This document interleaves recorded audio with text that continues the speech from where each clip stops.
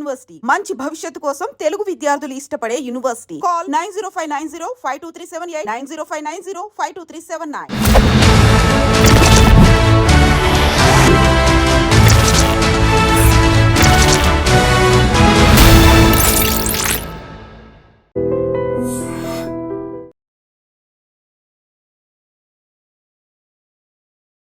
అందరికీ నమస్కారం. నేను Swaroopa Potlapalli. Welcome to trending topic. కల్తీ కానిది కన్నతల్లి ప్రేమ అంటారు.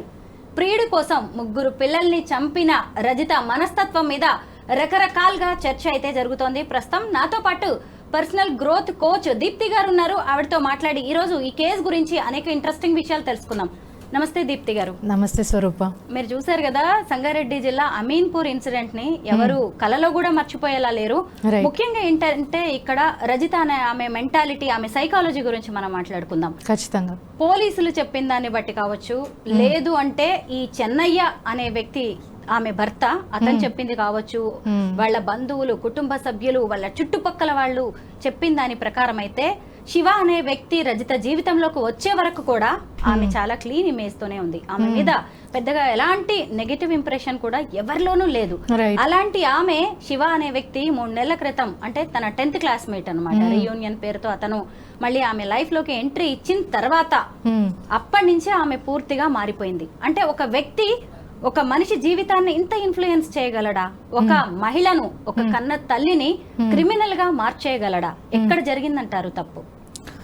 స్వరూప, మన లైఫ్లో ఒక్కొక్క ఫేజ్లో మీరు చూసుకున్నట్టయితే మన పర్సనాలిటీ కంటిన్యూస్గా ఎవాల్వ్ అవుతుంది సిచ్యువేషన్కి తగ్గట్టు. ఫర్ ఎగ్జాంపుల్, మనం చిన్నగా ఉన్నప్పుడు స్కూల్కి వెళ్ళేటప్పుడు నేర్చుకునే ఏజ్, ఈ టైంలో పోటీతత్వం అనేది క్రియేట్ చేస్తాం, కంపారిజన్ అనేది ఉంటుంది. పక్క వాళ్ళని చూసి నేను ఇంకా బెటర్ అవ్వాలి అనే ఒక స్పిరిట్ తీసుకొస్తారు. ఎవరు కూడా నువ్వు బాగా చదవద్దులే నాన్న, నువ్వు ఎలా ఉన్నా పర్వాలేదులే నాన్న అని అనరు. కొంచెం బెటర్ అవ్వు అన్నట్టే మనల్ని పుష్ చేస్తారు.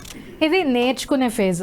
సో ఇక్కడ మన పర్సనాలిటీ ఎక్కువగా విషయాల మీద ఫోకస్ పెట్టడము, మనకున్న కెపాసిటీని బాగా యూజ్ చేసుకోవడము, మంచి నరిష్మెంట్ ఉంటుంది పేరెంట్స్ దగ్గర ఉన్నప్పుడు. బట్ రజిత విషయానికి వచ్చేటప్పటికి తను కమిట్మెంట్ స్టేజ్లో ఉంది. 3 పిల్లల్ని ఇవాళ రేపు రైజ్ చేయడం అంటే ఇట్స్ నాట్ అ జోక్. చాలా కమిట్మెంట్. పిల్లల్ని రైజ్ చేయడమే ఒక 30-year ప్రాజెక్ట్. సో మనం అర్థం చేసుకోవాల్సింది ఏంటంటే విపరీతమైన ప్రెషరు, స్ట్రెస్ ఉంటుంది. ఇది ఇక్కడ కట్ చేద్దాము. నెక్స్ట్, మల్టీ డైమెన్షనల్ పర్సనాలిటీ వైపు మనం వస్తాం. ఒకసారి అసలు ఒక పర్సనాలిటీ తనది ఎలా ఉంది అనేది అర్థం చేసుకోవాలనుకుంటే ఎలా స్విచ్ అవుతాం మనము.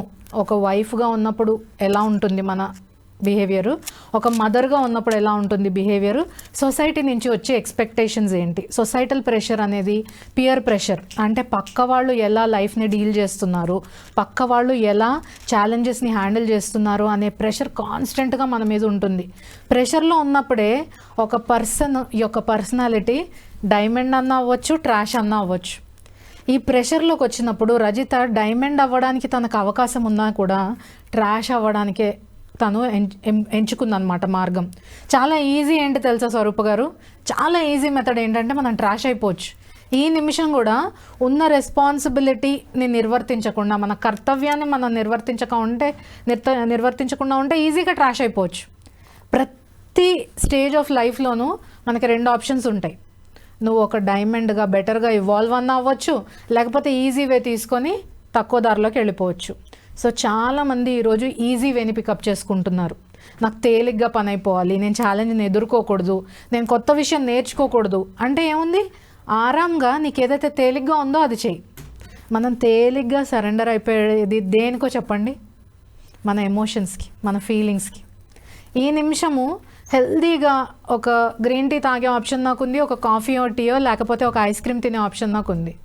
ఆల్వేస్ నేను హెల్దీ ఆప్షన్ చూసుకోలేకపోతా. ఎప్పుడో ఒకసారి నాకు అనిపిస్తుంది, నా ఇన్నర్ ఎమోషన్ చెప్తుంది, ఎప్పుడు నువ్వు ఏమి కష్టమైన మార్గం ఎంచుకుంటావు, ఈజీగా ఉంది కదా ఇది తినేసే. రజిత ఈ పర్సనాలిటీ ఒక్క రోజులో అవ్వలేదు అనేది మీరు అర్థం చేసుకోవాలి. మీరు క్లీన్ ఇమేజ్ అని దేన్నైతే చెప్తున్నారో అది తన లోపల ఉన్న యాక్చువల్ పర్సనాలిటీ కాదు. ఇది మీకు ఎప్పుడైంది అర్థమవుతుంది? శివ అనే పర్సన్ వచ్చినప్పుడు ఐ వాస్ దిస్ పర్సన్ అనేది ఒక స్ట్రాంగ్గా బయటకు వచ్చేసింది. అండ్ దాన్ని తను ఎక్కువ రోజులు కప్పిపుచ్చలేకపోయింది. We're always trying to cover our self up అండి. మన మెస్ని మనం కంటిన్యూస్గా హైడ్ చేయడానికి ట్రై చేస్తాం తెలుసా. బెస్ట్ బిహేవియర్లో ఉంటాం సొసైటీలో ఉన్నప్పుడు. మీరు ఇంట్లో చూడండి, నలుగురు వచ్చినప్పుడు, ఎవరైనా గెస్ట్స్ వస్తున్నప్పుడు బెస్ట్గా ప్రజెంట్ చేస్తాం ఇంటిని. కానీ ఎవ్రీడే బెస్ట్గా మనం ఉంచగలుగుతున్నామా? అలా ఉంచడానికి ఏం కావాలో ఆ జర్నీని మాత్రం మనం ఎంచుకోవటం లేదు. Easy easy easy easy easy way. కానీ అట్ ద సేమ్ టైమ్ నలుగురు మనల్ని ఒక క్రిమినల్గా ప్రొజెక్ట్ చేస్తే మనం తట్టుకోలేం. సో ఏం చేస్తాం, ఎవ్రీడే కవర్ చేస్తాం. ఈ లోపల ఉన్న ఒక తుఫాను, రజిత లోపల ఒక ఉన్న ఎమోషన్స్ యొక్క తుఫాను చాలా సంవత్సరాల నుంచి తను కవర్ చేసింది. తన పాస్ట్ నుంచి ఒక పర్సన్ ఎప్పుడైతే వచ్చి తనకి చూపించారో మిర్రర్ లాగా, she wanted to bring this out. And తన దగ్గర టైం ఎక్కువ లేదు. ఎందుకు? తన ఎమోషన్స్ని హ్యాండిల్ ఇంకా తను కంట్రోల్ చేసుకోలేకపోయింది. సో ఎప్పుడైతే తను కంట్రోల్ చేసుకోలేకపోయిందో, ఎప్పుడైతే తన రియాలిటీని యాక్సెప్ట్ చేసుకోలేకపోయిందో, తన ముందున్న కర్తవ్యం ఒకటి ఉంది, తను ఏదైతే పర్సన్ ఉందో అది ఇంకొకటి ఉంది, అసలు రెండింటి మధ్య మ్యాచ్ చేయలేదు. సో అది ఒక సడన్గా లోపల ఉన్న వాళ్ళకినే ఒకటి పైకి సర్ఫేస్ లోపలికి వచ్చి ఎవాల్వ్ అయిపోయింది, బయటకు వచ్చేసింది.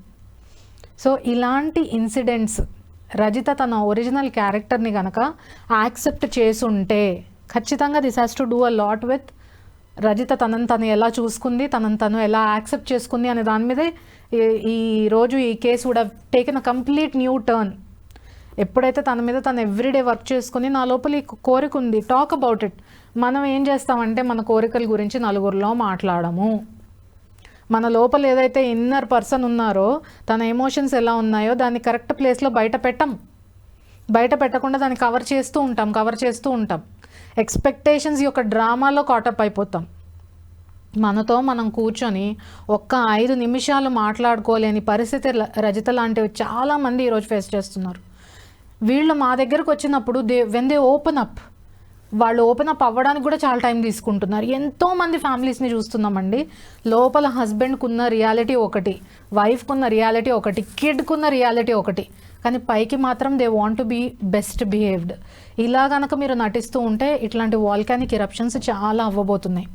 దానికి మనం రెడీ అవ్వాలి. ఇలాంటి వాల్కానిక్ ఇరప్షన్ సొసైటీలో అవ్వకూడదంటే చేయాల్సిందేంటి? సొల్యూషన్ గురించి మాట్లాడదాం. ఇప్పుడు పర్సనాలిటీస్ ఏంటి, వాళ్ళు ఎలా దాన్ని కవర్ చేస్తున్నారు, ఎందుకు ఇది ఇలా అవుతుంది, ఏముంది మన లోపల అనే దాని గురించి ఇప్పటివరకు మాట్లాడాం కదా. దీని గురించి సొల్యూషన్ ఏంటనేది మాట్లాడదాం ఇప్పుడు. ఎవ్రీడే మీతో మీరు కూర్చొని మీ కోరికల్ని, మీ ఎమోషన్స్ని ఓపెన్గా మీతో ఫస్ట్ మాట్లాడడం స్టార్ట్ చేయండి. రజిత గారు, సొల్యూషన్ కంటే ముందు ఇంకా సేపు మనం ఈ రజితకి సంబంధించిన విషయాలు మనం మాట్లాడుకోవాల్సి అన్న అవసరం ఉంది. ఎందుకంటే 30 ఏళ్ల ఆమె జీవితం 3 నెలల్లో మొత్తం మారిపోయింది. దానికి కారణం ఒక కొత్త వ్యక్తి. అంటే ఇప్పుడు దాకా ఉన్న తన హస్బెండ్ తనకి నచ్చలేదు, ఈ పిల్లలు నచ్చలేదు, ఈ జీవితం నచ్చలేదు. ఓవర్ స్మార్ట్ గా ఆలోచించి ఇంత పెద్ద నేరం చేసి, పిల్లల్ని చంపేసి, భర్తని బకరాని చేసి, తాను మాత్రం సంతోషంగా ఉండాలి అనుకుంది. ఇలా చాలా మంది ఉన్నారు. ఇప్పుడు మనం ఈ మధ్య కాలంలో చాలా ఇన్సిడెంట్స్ చూసాం కూడా. వరంగల్ ఇన్సిడెంట్, భర్తని చంపేసింది ఫ్లోరా మరియా అనే ఆమె, డాక్టర్ సుమంత్ రెడ్డి. ఇలాంటి మహిళలు చాలా మంది ఉన్నారు. ఎక్కడ వీళ్ళు రాంగ్ ట్రాక్ లోకి, అంటే ఆ వ్యక్తితో సెక్స్ కోరుకుంటున్నారా? చాలా మంది ఏమంటున్నారు, కామం వల్లే ఈమె చేసింది అని. దాని కామం అనాలా, ఇష్టం అనాలా? ఎందుకు ఆ వ్యక్తితో జీవితం అంత బాగుంటుందని ఓవర్ స్మార్ట్ గా ఆలోచిస్తున్నారు వీళ్ళు? ఇక్కడ తను వేరే పాత్ చూస్ చేసుకుంటే ఎలా ఉండేది, తనకు కావాల్సిన సపోర్ట్ ఏంటి, ఈ 2 విషయాల గురించి ఫస్ట్ రజిత కనుక ఆలోచించుంటే రూప గారు, తను బెటర్గా దీన్ని హ్యాండిల్ చేయగలిగేది. సో తన షూస్లోకి ఎంటర్ అవుదాం. ఒక 3 కిడ్స్కి నేను మదర్ని. నాకు ఎవ్రీ డే నా కమిట్మెంట్ ఏంటి, యాజ్ అ హోమ్ మేకర్ నా కమిట్మెంట్ ఏంటి, 3 days మీల్ ఇవ్వాలి, నన్ను నేను చూసుకోవాలి, ఫ్యామిలీని చూసుకోవాలి, హస్బెండ్తో నేను ఒక రైట్ పార్ట్నర్షిప్లోకి ఎంటర్ అవ్వాలి. తను కనుక తన హస్బెండ్ దగ్గర నుంచి సపోర్ట్ సీక్ చేసుంటే, తను కనుక తన ఎమోషన్స్ని అర్థం చేసుకుని ఉంటే, తనకి దొరకంది ఎక్కడ దొరకపట్టాలి అనే ప్రయారిటీ కంటే కూడా తను ఫస్ట్ ఏం చేస్తే మెల్లమెల్లగా ఈ రెస్పాన్సిబిలిటీని కరెక్ట్గా హ్యాండిల్ చేయగలిగేది అనే రియాలిటీని తను కూడా యాక్సెప్ట్ చేయగలిగేది. ఒక మదర్గా నాకున్న రెస్పాన్సిబిలిటీ ఏంటనే కంటే ముందు ఫస్ట్ వచ్చేది నేనేంటి, నాకున్న అవసరాలు ఏంటి, నేను వీటిని ధర్మబద్ధంగా ఎలా హ్యాండిల్ చేసుకోవాలి. మిమ్మల్ని ఎవ్వరూ వచ్చి కేజీలో పెట్టేసి నువ్వు ఇక్కడే ఉండమ్మా, నీ జీవితం ఇదే అమ్మా అని ఎవ్వరూ చెప్పటం లేదు. మన ధర్మంలో కూడా నీ కోరికల్ని, స్వధర్మం అనేది ఉంది ఒకటి, నిన్ను నువ్వు ఎలా హ్యాండిల్ చేసుకోవాలి, నీ ఎమోషన్స్ని ఎలా హ్యాండిల్ చేసుకోవాలి, నీకు సపోర్ట్ చేయడానికే కదా నీ పార్ట్నర్ ఉన్నారు. నువ్వు ఎందుకు పార్ట్నర్తో మాట్లాడడం లేదు? ఫస్ట్ ఆఫ్ ఆల్ నువ్వు ఎక్కడి నుంచో వచ్చినా తన ఇంటెన్షన్స్ ఏంటో తెలియని ఒక స్ట్రేంజర్ని ట్రస్ట్ చేసే ముందు నీ మీద నువ్వు నమ్మకం పెట్టుకొని, నీ ధర్మం మీద నువ్వు నమ్మకం పెట్టుకొని, నీ హస్బెండ్ మీద, నీ ఫ్యామిలీ మీద నువ్వు బిలీవ్ చేస్తుంటే it would have been a total different case.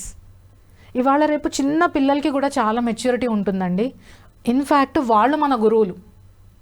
మన పిల్లలు మనకి ఎవ్రీడే చాలా లెసన్స్ నేర్పిస్తూ ఉంటారు. ఎలా పేషెన్స్గా ఎలా ఉండాలి. ఈరోజు నువ్వు ఒక 3 కోర్స్ మీల్ చేయలేకపోతే కంప్లీట్గా నిన్ను ఫర్గివ్ చేయడానికి నీ కిడ్స్ రెడీగా ఉన్నారు. మరి నిన్ను నువ్వు ఎందుకు క్షమించుకోలేకపోతున్నావు? నువ్వు ఎక్కడికి పరిగెడుతున్నావు? ఏ కోరికలకి రెక్కలు ఇస్తున్నావు? నీ కోరికలకి రెక్కలు ఇవ్వమని ఎవ్వరూ ఆపటంలే. You fly. ఎవరైనా సరే మదర్ హ్యాపీగా ఉండాలనే కోరుకుంటారు కదా. ఎవ్వరు కూడా ఈవిడ బాధపడిపోవాలి, ఈవిడ కష్టపడిపోవాలి, ఈవిడ నరకం అనుభవించాలి అని ఏ పిల్లలు కోరుకోవటంలే, ఏ హస్బెండ్ కోరుకోవటంలే. మేబీ ఎక్కువగా కంట్రోల్ చేస్తున్నారేమో, మేబీ ఎక్కువగా డిమాండ్ చేస్తున్నారేమో. ఆ బిహేవియర్ని అర్థం చేసుకుని నాకు కావాల్సింది ఏంటి అనేది కంటిన్యూస్గా నువ్వు ఎందుకు చెప్పలేకపోతున్నావు? నీకు నీ కోరికల్ని తీసుకోవడానికి ఆప్షన్ లేకపోతే కదా. You have your husband. What kind of love do you want? ఎలా నువ్వు ఉండాలనుకుంటున్నావు తనతో ప్రైవేట్గా ఉన్నప్పుడు? Why are you not talking with your husband? ఎందుకు నువ్వు మాట్లాడలేకపోతున్నావు? ఏమి నమ్మి నువ్వు అతను కేపబుల్ కాదు అని నమ్ముతున్నావు? మీరు చూడండి, మ్యారేజ్ అయిన వెంటనే ఒక బ్యూటిఫుల్ బాండ్ అనేది క్రియేట్ అవ్వదు. Over a period of time అది బిల్డ్ అవుతుంది. అది స్ట్రాంగ్గా బిల్డ్ చేసుకునే రెస్పాన్సిబిలిటీ మీ మీద ఉంటుంది, మీ పార్ట్నర్ మీద ఉంటుంది. సో ఇద్దరు కలిసి ఈ జర్నీని ఎందుకు లీడ్ చేయలేకపోతున్నారు? మీరు అన్నారు కదా తన ఇమేజ్ చాలా బాగుంది, అసలు ఏమీ డిస్టర్బెన్సెస్ లేవు. This is an ideal situation అండి. ఇది రియాలిటీలో ఉండదు. కాన్ఫ్లిక్ట్స్ అనేవి ఉంటాయి. విపరీతంగా అర్థం చేసుకుంటే కూడా అవతల వాళ్ళు మిమ్మల్ని అర్థం చేసుకోవడానికి మీరు ఛాన్స్ ఇవ్వకపోతే కూడా ఈ సిచ్యువేషన్ వస్తుంది. ఎక్కడ కాన్ఫ్లిక్టింగ్ సిచ్యువేషన్స్ వస్తున్నాయి? తనలో ఉన్న కోరికను అర్థం చేసుకోకపోవడం వల్లే కదా ఇవాళ సిచ్యువేషన్ వచ్చింది. మరి దాని గురించి ఒక కాన్ఫ్లిక్టింగ్ సిచ్యువేషన్లా కాకుండా ఇది ఒక డిఫరెంట్ సిచ్యువేషను, దీన్ని నేను ఎలా హ్యాండిల్ చేయాలి అని తను ఎందుకు బయటికి తీసుకురాలేకపోతుంది? తనకి ఎంకరేజ్మెంట్ లేదా? లేకపోతే ఈ ఇంట్లో సిచ్యువేషన్ ఇలాగే ఉంటుంది అని తను నమ్ముతుందా? లేకపోతే తన పార్ట్నర్ ఇన్కేపబుల్ అని నమ్ముతుందా? అసలు తన నమ్మకాలు ఏంటి అనేవి మనం ఎక్కడ క్లీన్ ఇమేజ్ మెయింటైన్ చేయడానికి తను లోపల ఏం నలుగుతుంది, తను లోపల విషయాల్ని ఏం బయటికి ఓపెన్గా తీసుకురావటం లేదు. I don't believe in 100% saintly behaviour. ప్రతి అమ్మాయికి కూడా సమ్ అన్మెట్ నీడ్స్ ఉంటాయి.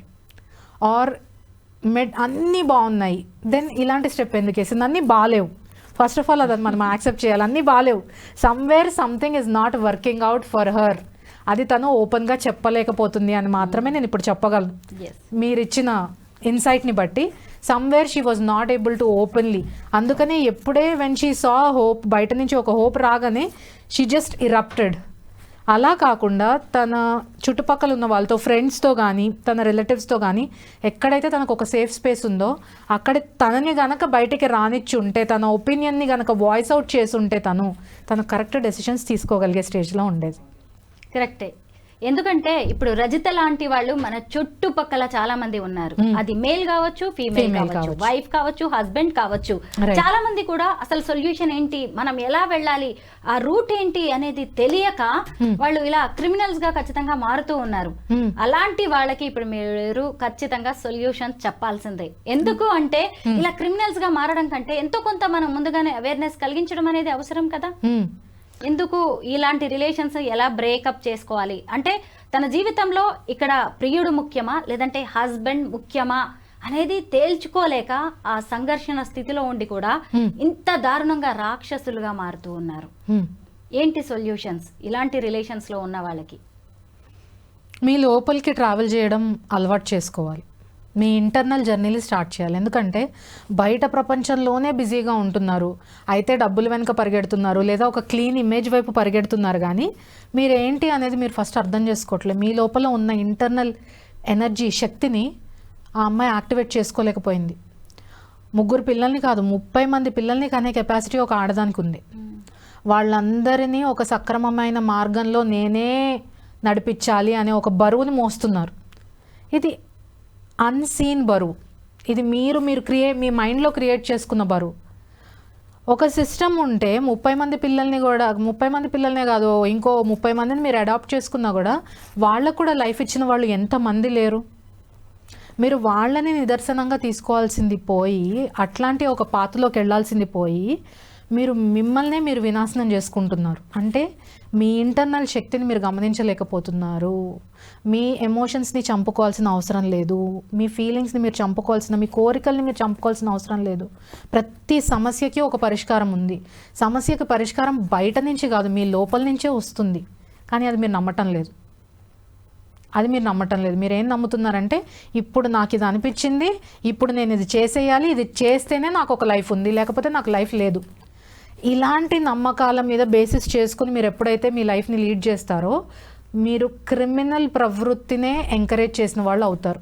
ఎందుకంటే మనలో మనుష్యతత్వం ఉంది, దైవతత్వం ఉంది, రాక్షసతత్వం ఉంది. సమయానుకూలంగా మీరు దేన్ని బయటకు తీసుకురావాలనుకుంటున్నారు, దాన్ని ఒక్క రోజులో తీసుకురాలేరు, కొన్ని మంత్స్లో మీరు తీసుకురాలేరు. ఇది కొన్ని ఇయర్స్ ఆఫ్ జర్నీ అండి. చిన్నప్పటి నుంచి ఎంతైతే మనం ఎడ్యుకేషన్కి ఇంపార్టెన్స్ ఇస్తున్నామో, అకాడమిక్స్కి ఇంపార్టెన్స్ ఇస్తున్నామో, సొసైటీలో ఒక నేమ్ అండ్ ఫేమ్కి ఇంపార్టెన్స్ ఇస్తున్నామో, అంత ఇంపార్టెన్స్ మనకి మనం ఎందుకు ఇవ్వటం లేదు? మన ఎమోషన్స్ని అండర్స్టాండ్ చేసుకోవడానికి, మన సిచ్యువేషన్స్ని అండర్స్టాండ్ చేసుకోవడానికి, మన యొక్క డెస్టినీని యాక్సెప్ట్ చేయడానికి మనమే కదా క్రియేట్ చేసుకుంటున్నాము. ఈరోజు మీరు ఒక 3 పిల్లల్ని కంటున్నారు, అది మీ చేతిలో ఉన్నప్పుడు మీరు ఎందుకు దాని గురించి ఆలోచించలేకపోయారు? మీరు పిల్లల్ని ఎందుకు కన్నారు? మీకు అంత బరువు అయిపోతుంది, నేను భరించలేని సిచ్యువేషన్లో ఉన్నాను అన్నప్పుడు వాళ్ళని లైఫ్లోకి తీసుకురాకండి. ఈ శివ అనే వ్యక్తి వస్తాడని తెలియదు కదా ఆమెకి అప్పటికి. ఇతను రావడంతోనే ఈ సినిమా అంతా స్టార్ట్ అయింది. ఇతను రావడం తర్వాత ఇతన్ని మీ లైఫ్లో మీకు ఎలాంటి ప్లేస్ ఇవ్వదలుచుకుంటున్నారు అనేది మీ కంట్రోల్లో ఉంది. ఎవ్రీ టైం ఎందుకు ఒక ఆడది హెల్ప్లెస్గా ఎందుకు ఫీల్ అవ్వాలి? తనే శక్తి అయినప్పుడు, తన లైఫ్ నిర్ణయాలు తను తీసుకోగలిగినప్పుడు, తన లైఫ్లో ఏమి చెయ్యాలి ఏమి చెయ్యలేదు అనే కంట్రోల్ ఆవిడకు ఉన్నప్పుడు, ఎందుకు ఆ పర్సన్కి ఆవిడ అంత ఇంపార్టెన్స్ ఆ మూమెంట్లో ఇచ్చింది? శివ వచ్చిన తర్వాత కూడా తనని తాను ఎందుకు నిగ్రహించుకోలేకపోయింది? ఈ శివ లాంటి వాళ్ళు ఎవ్రీ డే కొన్ని 100 మంది మన లైఫ్లో మనల్ని క్రాస్ చేసుకుంటూ వెళ్ళే సిచ్యువేషన్స్ కూడా ఉన్నాయి. వాళ్ళని ఇంతమందిని దాటినప్పుడు నువ్వు ఇతనికి ఎందుకంత ప్రాముఖ్యత ఇచ్చావు? నీలో ఏముంది, నీలో ఏం థాట్ నడుస్తుంది, నీలో ఏం నమ్మకాలు ఉన్నాయి, సడన్గా అది ఎందుకు బయటకు రావాల్సి వచ్చింది అని అండర్స్టాండింగ్ రజితకు ఉండుంటే ఖచ్చితంగా తను ఆ రోజు శివాని కూడా కరెక్ట్గా హ్యాండిల్ చేసేది. ఆ పిల్లల్ని చంపే బదులు ఆ పిల్లలకి ఒక లైఫ్ ఇవ్వడానికి తను ఒక సోర్స్ లాగా మారేది. అట్ ద సేమ్ టైమ్ తనకున్న కోరికను కూడా న్యాయబద్ధంగా, ధర్మబద్ధంగా తీర్చుకునే ఆప్షన్స్ ఉన్నాయి. మీరు రోజు చూడండి, extra marital affairs or you know one person having sex with multiple people చాలా ఎక్కువైపోతుంది ఈ ప్రవృత్తి. ఎందుకంటే మీలో ఉన్న రాక్షసత్వానికి మీరు ఒక పెద్దపీట వేసి నడిపిస్తున్నారు. మనం మనుషుల్లాగా కూడా మినిమం బిహేవ్ చేయలేకపోతున్నాం. ఆ అమ్మాయి తన నుంచి వచ్చిన పిల్లల్ని, ఒక చిరుతపులి కాన్పులో ఉన్న నొప్పిని తట్టుకోలేక తన పిల్లల్ని తానే తినేస్తుందంట. ఒక స్నేక్ కూడా అలాగే చేస్తుందంట. మరి మనం జంతువులం కాదు కదా, మనం మనుషులం కదా అన్న మినిమం ఇంగితం ఆ కొన్ని మొమెంట్స్ మీకు ఉండగలిగితే, ఏదైతే తప్పుని కవర్ చేసుకోవడానికి మీరు ఇంటెలెక్ట్ వాడుతున్నారో, ఏ తెలివినైతే మీరు వాడుతున్నారో, తర్వాత నేను క్లీన్ ఇమేజ్ ఉండాలి అనే దాన్ని మీరు ఎంత అయితే ఇంపార్టెన్స్ ఇస్తున్నారో, అది మీరు మీ రెస్పాన్సిబిలిటీస్ మీద ఎందుకు ఇవ్వలేకపోతున్నారు? మీకున్న రెస్పాన్సిబిలిటీ ముందు మీరు మిమ్మల్ని కరెక్ట్గా హ్యాండిల్ చేసుకోవడం కదా, ఒక మనిషిలాగా బిహేవ్ చేయడం కదా, తర్వాత దైవికత్వం వైపు అడుగులేద్దాం. ముందు ఒక జంతువులాగా కాకుండా, ఒక రాక్షసులాగా కాకుండా, ఒక మనిషిలాగా బిహేవ్ చేద్దాం. ఆ మూమెంట్ ఒక పాజ్ తీసుకుందాం. ఒక ప్రాణం తీయడం అంటే it needs a lot of courage. ఒక మనిషిని చంపడం కూడా అంత ఈజీగా కాదు. తనకి ఒక మనిషిని చంపడం ఈజీ అనిపించింది, ఒక చిన్న ప్రాణం, తనకన్నా నిస్సహాయంగా ఉన్న ప్రాణిని చంపడం ఈజీ అనిపించిందంటే తనకి తాను టైం ఇచ్చి తనని తాను అర్థం చేసుకోలేకపోయింది. ఆ అమ్మాయి ఆ 3 పిల్లల్ని చంపిన విధానం కూడా తెలుసుకుంటే, అసలు ఆమె పోలీసులకి ఎలా చెప్పింది అవన్నీ వింటుంటే మాత్రం అసలు ఇంత దారుణంగా ఉన్నారా మనుషులు? చిన్న పిల్లలు, వాళ్ళు చాలా బాధేస్తుందండి. ఎప్పటికప్పుడు ఈ ఇన్సిడెంట్ నిజంగా మర్చిపోవాలని చూస్తూ ఉన్నాం మనమందరం కూడా.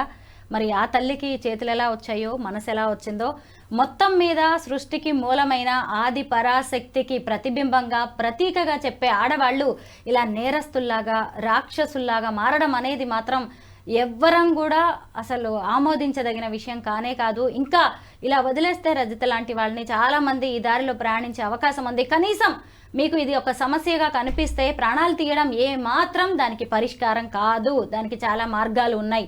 మీలో మీరే సంఘర్షణకి గురై మీరే ఇలా హత్యలకు పాల్పడి మిగతా వాళ్ళ జీవితాలని నాశనం చేయడం కంటే దానికి సరైన పరిష్కారం ఏంటి, అసలు మీ జీవితంలో ఏ వ్యక్తి ప్రాధాన్యత ఎంత అనేది మీరు తెలుసుకోగలిగితే ఖచ్చితంగా ఇలాంటి నేరాలు జరగవు, ఇలా పసి ప్రాణాలు పోవు. Thank you so much Deepti garu. Welcome Swaroopa.